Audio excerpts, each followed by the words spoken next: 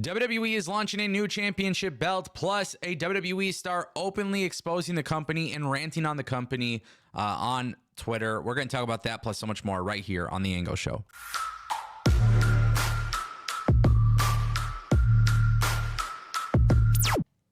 What's going on, everybody? Don't forget, we do got a giveaway at 100,000 subscribers. Make sure you click subscribe if you're interested in that. But nonetheless, we're going to keep it moving, and we're going to kick things off with Matt Hardy.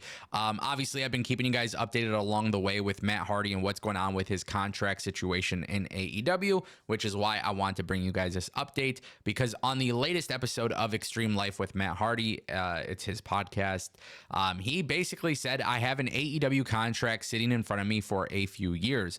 Matt also says, I am looking through it. I'm deciding what I want to do going forward. There is obviously still some options. I got to make sure that I'm aware of the ins and outs of the contract. I want to make sure everything is up to par as far as what I want to be, because once again, as I say pretty often, I know that I only have a couple more years left doing this, and I want to make the most out of those years, whatever it may be.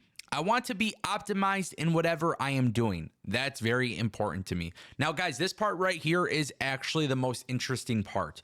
He says, I'm very happy to be invited to return to AEW and work for AEW for the foreseeable future, but we shall see, because right now I'm just going to be weighing out the options. There's a couple of things out there. I would say in the next month, I should probably know what the future is going to hold. And then this is where it even gets more exciting, because he says, legacy is very important to me, knowing there's only a couple of years left of doing this.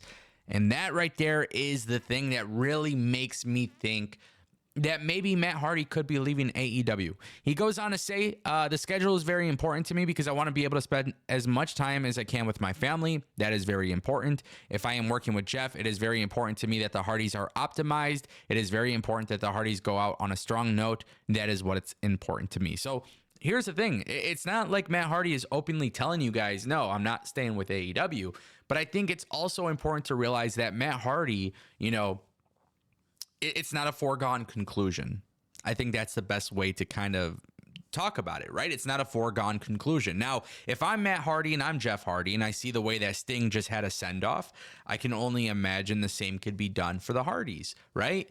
Like, obviously, that would make a lot of sense, and AEW could do that, and that would be really cool and fine and dandy. But the problem is, there is a little bit of an issue with Matt and Jeff Hardy. And I think it really does fall on Jeff Hardy, unfortunately, and it kind of impacts Matt Hardy. But it's interesting that he talks about having multiple options on the table because, technically he can go to TNA and, obviously he was there before. He can go to any other company if he so chooses. But the only other company in North America that is that large is obviously WWE. So it's interesting. We'll see how it plays out. I think that he does eventually stay in AEW, but I don't think he's going to be signing that contract anytime soon. I'll keep you guys updated once he decides what he ends up doing. That brings us to our next topic. Piper Niven shooting on the company on Twitter. Obviously, this is generating a lot of conversation. So WWE made a couple announcements of WWE Speed. We'll talk about that in just a little bit. But for those who don't know, WWE Speed is going to be a concept where WWE is only 3-minute matches. And essentially what they're doing is they're taping this before Raw or SmackDown, and wrestlers will have 3-minute matches. And Piper Niven came out on Twitter and says, 3-minute matches? Ladies, it's our time to shine. Wait, what do you mean it's not for us? And that's actually really crazy because in reality, it's kind of a fair point, right? The 3-minute matches, women have been given that for a while. And even though WWE has improved the women's booking significantly in recent years, and especially in the past year, really, the last few months, we're seeing more and more women show up. You're still getting some of those matches that are very quick.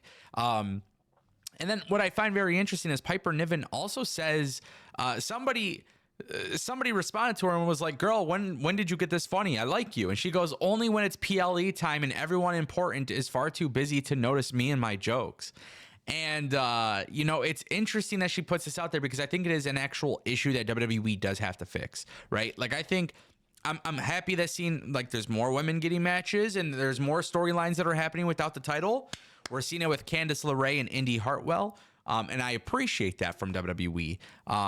But yeah, they need to be given a little bit more time in their matches. I mean, that's just the reality. Nobody wants to watch a wrestling show where the matches are 3 minutes long. The only time it's really acceptable for a 3-minute match is like it's a very rare case where it's acceptable. But there are times where it could make a lot of sense from a storyline perspective. You know, a fluke win, something like that.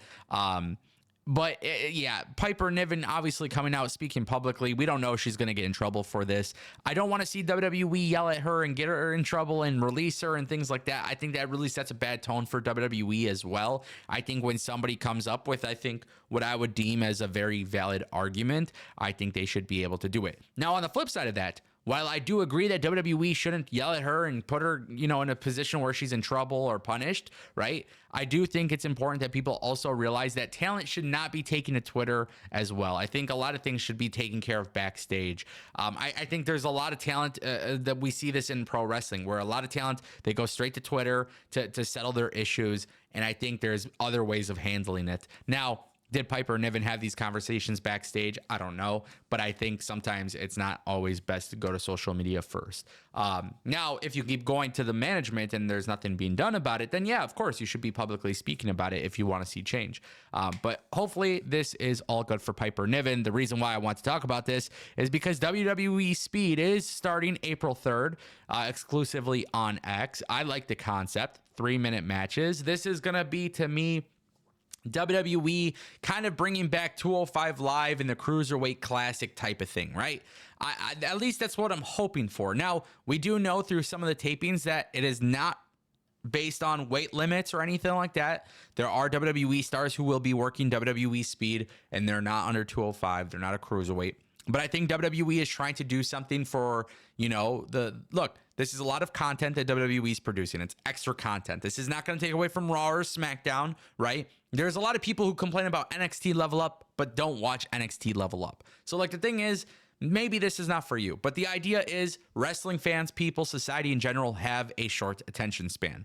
WWE putting this on social media allows a way to get people interested, right? You have cool moves happening, fast action, fast-paced stuff. If you're somebody who doesn't watch wrestling, you watch WWE Speed because it's all over your TikTok feeds and Twitter feeds because, of course, people are going to reclip this. You know, essentially what is happening is that WWE is producing content that could draw in more fans.